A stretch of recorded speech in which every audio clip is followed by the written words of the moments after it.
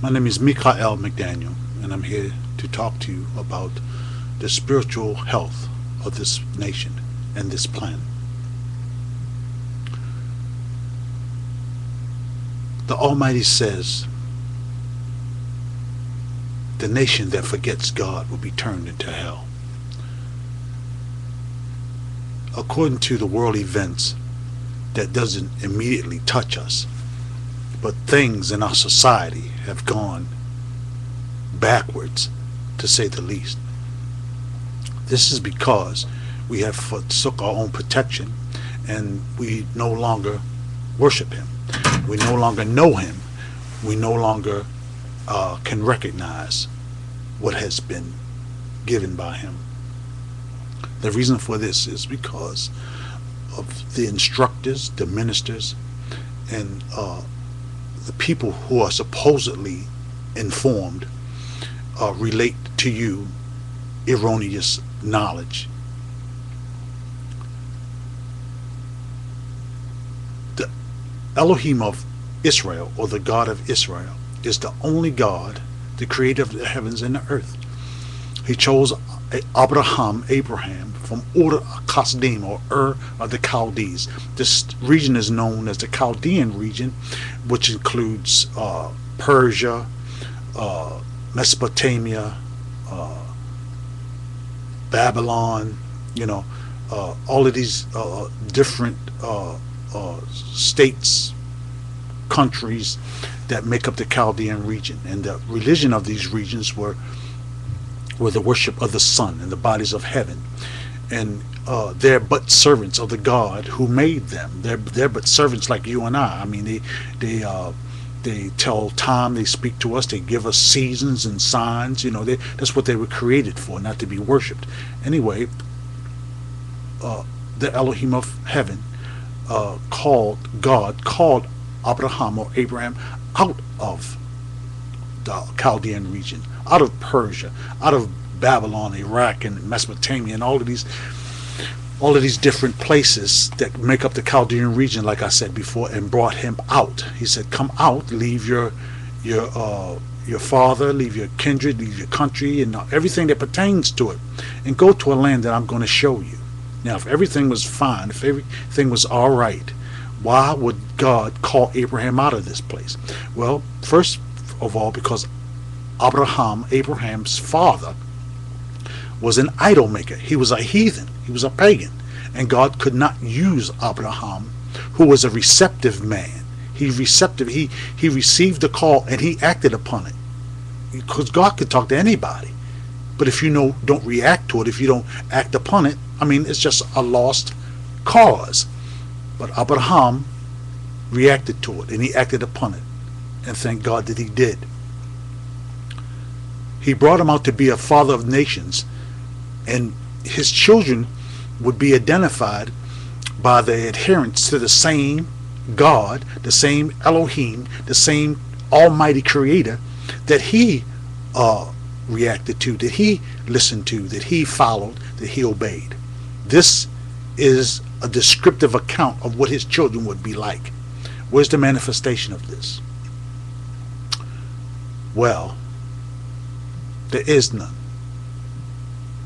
for the most part, because his flock has always been known as a small flock. There's only been a handful of people that are willing to accept his instructions, that are willing to act upon it, that are willing to have faith, display faith, just as their father Abraham or Abraham did. He believed him. He believed him, and it was counted to him for righteousness. All God asks of us is to try him, to test him, to believe him, to give him a chance, to give him a chance. Biblical history and secular history has made an impasse throughout all of these centuries. So now what we have in the earth are two systems of belief, one belonging to Satan and one belonging to the one true God, and they run parallel. These two systems have made an impasse. Biblical history and secular history have made an impasse in history. We need to know when that is. because now we have influence, we have doctrines, we have perverted words, we have words of truth that have been perverted with one or two words left out to discolor the whole verse, the whole chapter, the whole book, in fact. You have citadels of learning that are set up and are teaching people erroneous information, when the Elohim of heaven himself has given us what he wanted us to have. All we need to do is check it out.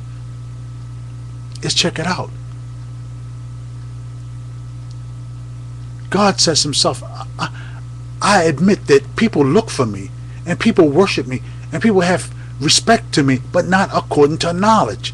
So who are they respecting? Who are they worshiping? Who are they obeying? Because the knowledge of him actually helps us and aids us in the attempt to worship him and to obey him and to know him. Without this knowledge, without being armed with this information, we will go the other way. He says in his Torah, in the Bible, which is called the Torah, it never was called the law. It never was called the law. This is a translation, an erroneous one at that. There's laws contained in the Torah, which is the first 5 books of Moses, the prophets, and the writings from Genesis to Malachi.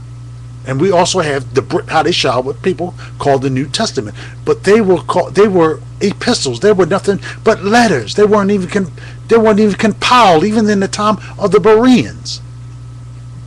That being said, there's one common thread that runs through the whole book, because it's one book. It was never meant to be divided up. It's called the Torah. And Torah in our English is called instructions. This is a manual, a guide on how to live here. When we buy a product, be it electronic, a car, a house, any type of product, it comes with a contract, it comes with a guide, a user's guide, it comes with a manual. And all of these things are instructions. They instruct you on how to operate, how to facilitate, how to build. To attempt to build, operate, or understand anything without reference to a manual or a guide or a contract would be less than intelligent. It would be equally mindless to live in a world that was created by another and not refer to his manual. When we buy a house, we turn on a plumbing, we check the foundations, we walk the length and the breadth of it. When we buy a car, we kick the tires, we turn it on, we operate the accessories. When we get a life insurance policy, we look at the beneficiary, we look at the benefits and the longevity of the contract and all the particulars. But I submit, we take more pains in reading these contracts, these policies, these contracts than we do the manual that was given for us to promote successful human life on earth, a place we never even created. We never been here before, but he has. We can't be everywhere at once. We can't protect ourselves like we want to. We can't be everywhere at one time, but he can. We don't know where our enemies are, but he does. You know why? Because he made them. He made everybody. He didn't make them to be your enemies, but he made everybody. He knows where they are. We never even inquired. We forsook our own protection and put our trust in people that don't know him. And if they don't know him, how can they tell you about a God that they don't know? Do yourself a favor. Seek him while he can be found. Call upon him while he is near. You have everybody telling you who he is, what he's like, what he thinks, and have no clue.